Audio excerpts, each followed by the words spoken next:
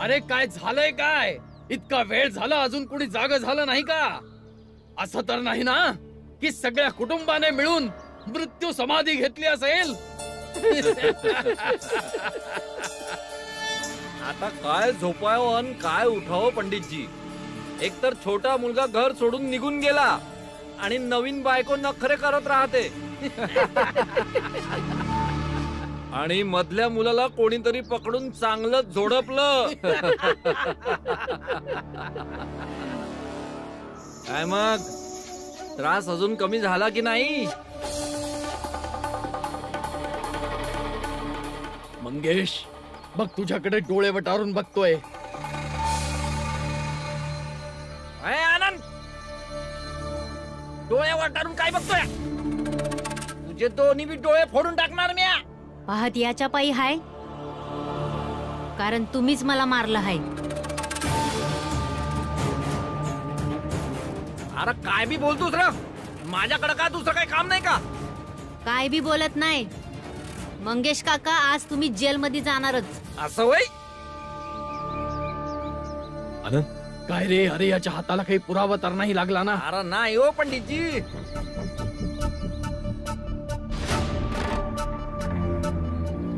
चहा बनवत तर आहेत, पर पिऊ नाही शकणार. का? या भीतो वय तुला आणि तुझ्या बापाला? हा? कारण आज तुम्हाला जेलमध्ये जावं लागणार. तू घेऊन जाशील तुरुंगात? नाही, मी नाही, फौजदार साहेब घेऊन जाणार.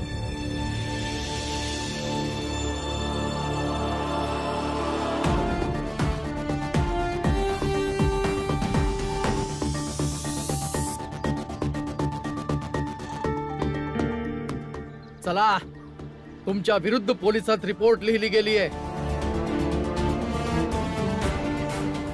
तक्रार? कोणी केली तक्रार? भीमराव अंबेडकरने. घरामध्ये समजे कसे आहेत? ठीक आहे. बस तो आनंद जरा. काय झालं आनंद दादा संग? तो तुला शोधत होता. त्यासनी जिजाबाईची वहिनी भेटली. काल रातच्याला भीमाला आनंदविषयी सांगितलं होतं. कदाचित यामुळेच त्यानं पाऊल उचललं असेल. आज जर भीम आमच्याकडे असता तर लगेच काय ते खरं कळलं असतं. आज भीमची कमतरता लई जाणवत आहे. हे भीमचं तर कारस्थान नाही ना? आनंदला भीमने तर सांगितलं नसेल. पण भीमराव तर गायब आहे. मग तो कसा काय तक्रार करू शकतो? गायब झाला किंवा गायब झाला नाही, तुम्हाला काय घेणं देणं? फौजदार साहेब, पहिली तर गोष्ट या म्या कोणता गुन्हा केला नाही. आणि दुसरी गोष्ट, जर का तुम्ही मला पकडायसाठी इथं आलात तर त्यासाठी पुरावे आणि साक्षीदार इथं पाहिजे का नाही? आणि तुमच्याकडे काय पुरावा आहे? काय हे म्याच आनंदला मारलाय? म्या हाय पुरावा.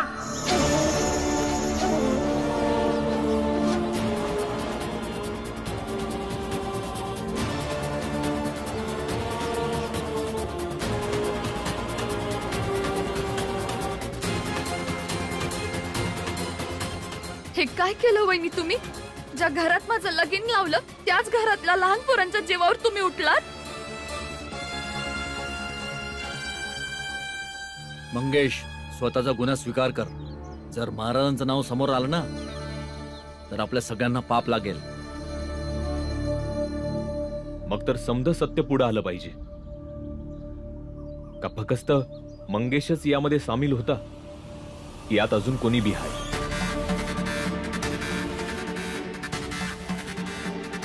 फौजदार साहेब, माझ्याकडनं चूक झाली आहे. म्याच या आनंदला मारलं. पर या गुन्ह्यामंदी फक्त म्याच जबाबदार आहे. माझ्या संग कोणाचं बी काही घेणं देणं नाही. अरे थांबा जरा, यासनी बी बोलू द्या ना. अरे ही काय बोलणार? हिच्यामुळे तर मी फसलो आहे. जीवनात जाशील तर जास्त बोलशील तर. अरे मंगेश, सोड हिला, सोड सोड तू. अरे ऐक, सोड हिला, सोड हिला, सोड. या चावल्यानं मला सांगितलं आनंदशी खोटं बोलाय की भीमराव त्या कोरड्या नदीपाशी आहे. यानेच मारलाय आनंदला. खून करण्याचा कट करण्यामुळे आणि खून करण्याचा प्रयत्न करण्यामुळे या दोघांना स्टेशनावर यावं लागेल. आता कोर्टच हा निर्णय घेईल की कोणाला काय शिक्षा द्यायची ते. घेऊन चला यांना. थांबा.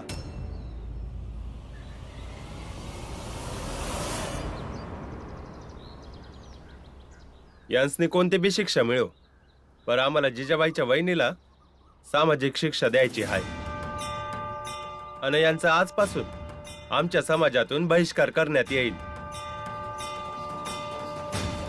असं कसं म्हणताय तुम्ही? एका बाईसने असं कसं समाजातून बहिष्कृत करू शकता? कारण रामजी, हिची चूक फक्त एवढीच नाही की आपल्या समाजातील एका पोराला मारण्याच्या कारस्थानात हिचा हात होता, तर हिची समजात मोठी चूक ही आहे की यांनी आपल्या समाजातील नायक म्हणजे भीमरावच्या घरासनी तोडण्याच्या कारस्थानात ही स्वतः सहभागी होती. आज आनंद भले यांच्या कारस्थानातून वाचला असेल, पर खून तर झाला आहे विश्वासाचा, त्या विश्वासाचा जो भीमरावने आम्हा समद्यांवर केला आहे. म्हणून आम्ही आज जिजाबाईच्या वहिनीचा आपल्या समाजातून बहिष्कार करतो आहे. कारण आपल्या समाजातील प्रत्येक माणूस भीमरावची शक्ती बनाया पाहिजे, त्याची कमजोरी बनाया नको. काय भावांनो? भीमराव आमचा नायक आहे.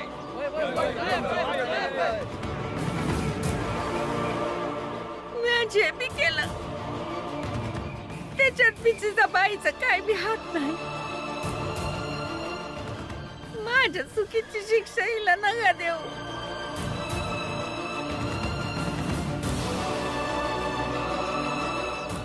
मला माफ कर बाई.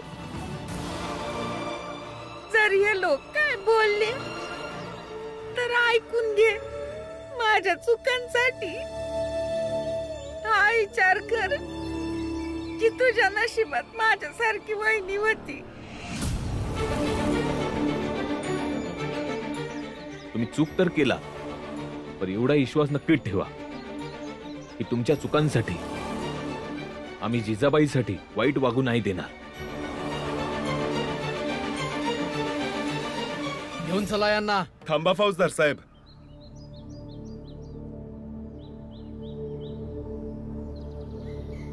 लाज वाटते मला तुझी, आणि लाज वाटते मला माझ्या सौताची की म्या तुझा नवरा आहे.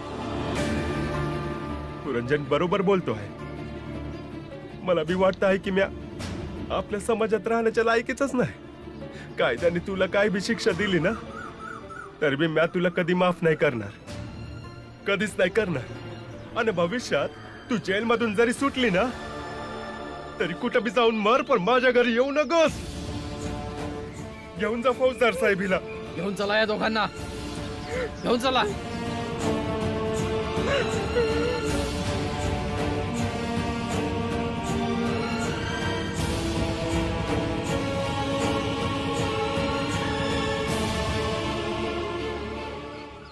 वहिनी, या समद्याचा सूड घेणार मी भीमासंग.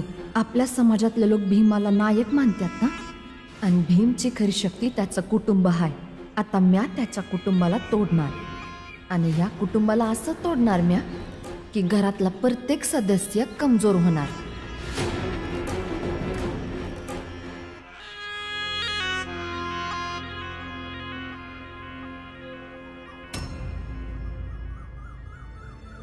आनंद, तू भीमाला भेटला होतास?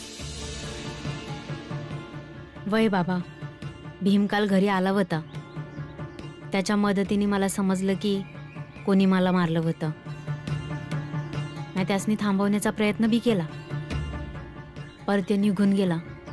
मी लई विचारलं की भीम कुठं जातोय, पर त्यानं नाही सांगितलं.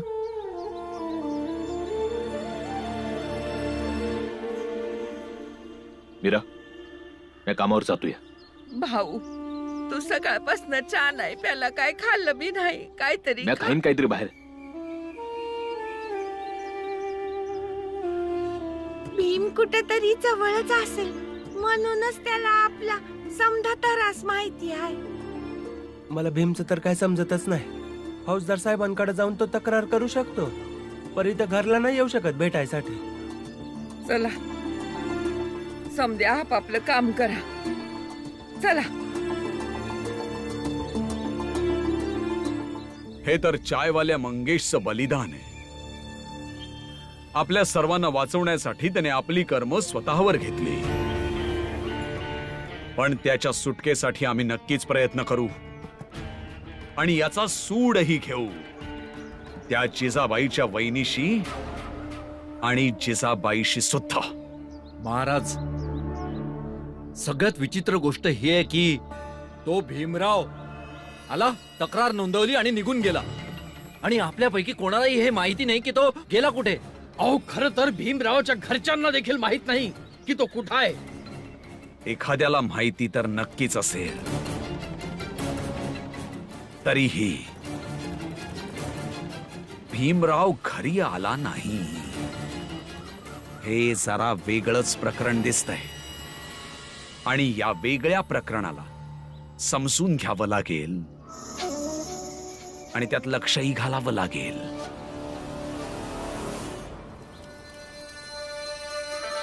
मी आता चालले होते भीमराव पासून तुला वाचवाया, पर कदाचित त्याच्या चालीत मॅच फसले. माझं जे होईल ते होईल, तू सांभाळून राहा बाई.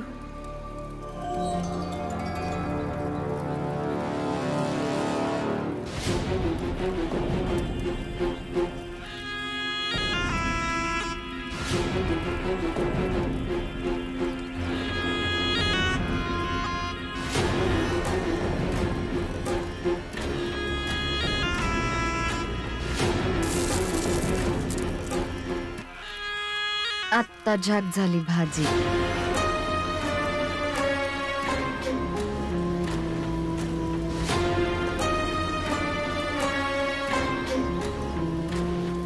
आता फक्त बघ भीम, म्या काय करते ते. या घरात आता एवढा मोठा तमाशा होणार की ज्याचा विचार कोणी बी केला नसेल. या समद्यांनी चहा पिऊन घ्या.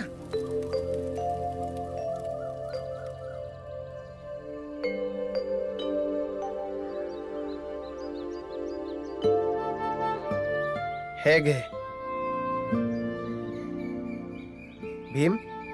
भीमराव, चहा पी घे. म्या चहा नाही पित. मग काय दूध पितोस?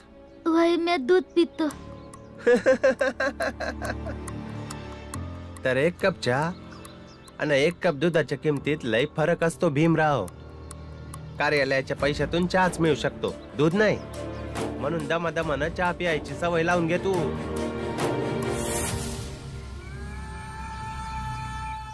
परिस्थितीच्या बदलण्याने माणसांनी स्वतःच्या चांगल्या सवयी नाही बदलायला पाहिजे. आणि आई म्हणायची का दूध पिणं माझी चांगली सवय आहे. बरोबर बोलतोयस भीम.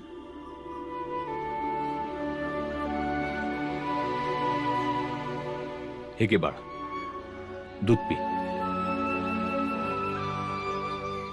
मला ठाव आहे की तू काय विचार करतोयस. ठीक आहे, आजची कमाई बी दे मला. जेवण दूध त्यात होईल समजा आपलं. तरी बी पैक कमी पडत असेल तरी बी काही हरकत नाही. उधारी बी काहीतरी असते ना. आणि बाप पोरामध्ये एवढी उधारी तर चालतेच की.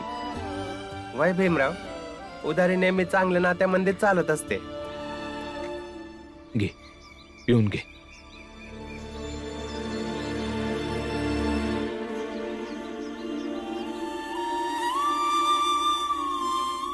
मी चहा घेतो.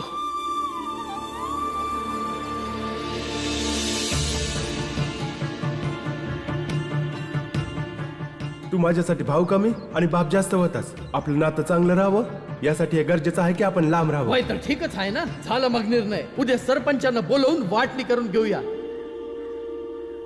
बाबा, आपण वाटणी करायची का?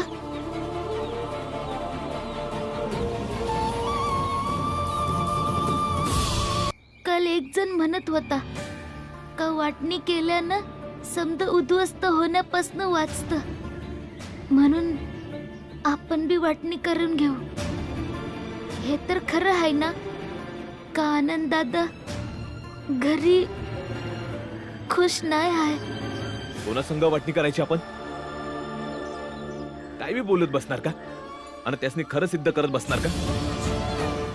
कोणाकोणासनी वाटणार तू? बाप पोरासनी वाटणार तू की पोरासनी एक दुसऱ्यापासून वाटणार तू की नवरा बायको मध्ये वाटणार तू? दूध पिऊन घे आणि यापुढं काही बी बोलण्याच्या आधी 10 वेळा विचार करून बोलायचं.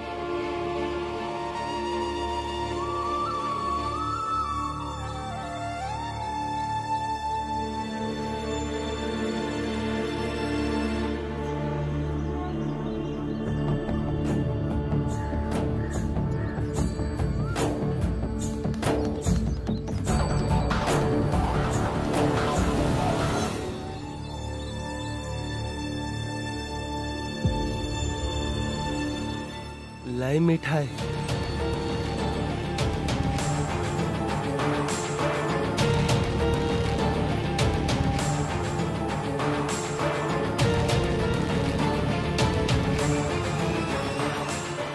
एवढं नाही आहे बाळा. लय जास्त आहे. मी नाही खाऊ शकणार.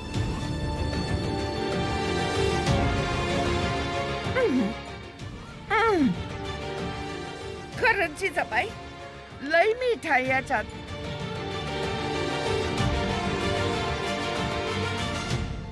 आणि ध्यानात ठेव का नवीन आईचा अपमान बी नाही झाला पाहिजे. कारण जर आपण भावंडांनी बाबांच्या बायकोचा अपमान केला तर ते बाबासनी बी चांगलं नाही वाटणार. बाळदादा, आपण फक्त पोळी खाऊ. कदाचित चुकून जास्त मीठ पडलं असणार. पडलं असेल म्हणजे काय म्हणायचंय तुला? जिजाबाई, आजपतूर आमच्या घरामध्ये कधी खाण्यावरनं क्लेश नाही झाला. पोरं काहीतरी सांगतात म्हणजे काहीतरी झालंच असेल ना. तू शांत राहा, मी दुसरी भाजी करून देते. 2 पैकाची कमाई आणि 10 रुपयाची भाजी बनल का इथं? भाजी जशी बी आहे ना, गपगुमान खा. जिजाबाई, असं काय बोलतेस तू या पोरांबरोबर? नेहमी माझं चुकतं ना. सरळ सरळ सांगा की मी काही बोलायचं नाही. नाही तर सकाळी उठल्याबरोबर मला सांगत जा ना, किंवा लिहूनच देत जा की मला काय बोलायचं आहे, काय स्वयंपाक करायचा आहे, किती मीठ टाकायचं आहे, समजाच. आई, आत्या असं काय बी नाही बोलली. नाही नाही, आत्या कुठं काय बोलती? या घरात कोणी बी काहीच बोलत नाही, फक्त मीच बोलते आणि ते बी चुकीचं बोलते. खरं तर हे हाय की माझ्या वहिनीच्या चुकीची शिक्षा आणि त्यांचा राग माझ्यावर काढला जातोय. हे बघा, हे चुकीचं आहे. आत्याचं तसं काय म्हणणं नव्हतं आणि आमचं बी नाही आहे. तुम्ही तुमच्या मनानं काय बी विचार करता आणि काय बी बोलता. तुम्ही आता काय बी बोलू नका. आम्ही हे खाऊन घेऊ.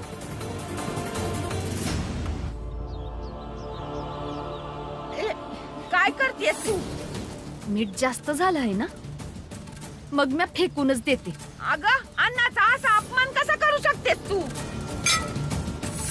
अगं ए बाई, तसं बी समद्यासने त्रास आहे ना माझा. तुमच्या बाबासनी सांगा मला घरातून काढून टाका. हे काय आहे? हाकलून दे, हाकलून दे, हाकलून दे. हाकलण्यासाठी आणलं बाई तुला इथं. आणि हे काय बाहेर तमाशा लावलाय? चल घरात जाऊन बोलू. जे काय असेल ते घरात बोलू. चल. आत नाही येणार म्या. आता इथं पंचायत लागणार. ते येणार आणि मग ठरवणार की हे घर कसं चालणार ते. आणि मला वाटत नाही की आपण समदे सोबत राहिल्यानं शांतीने जगू शकू. म्हणून हेच चांगलं होईल का आपण वाटण्या करून घेऊ. काय?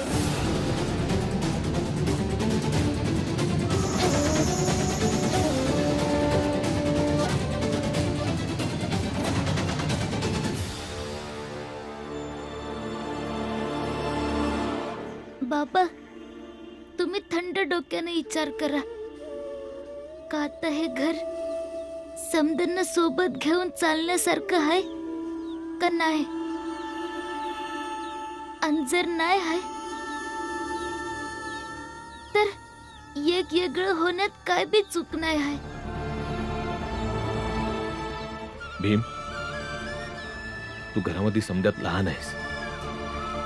समद्यात मोठा नाही, त्यामुळे घरातले निर्णय मोठ्यासनी घेऊ दे.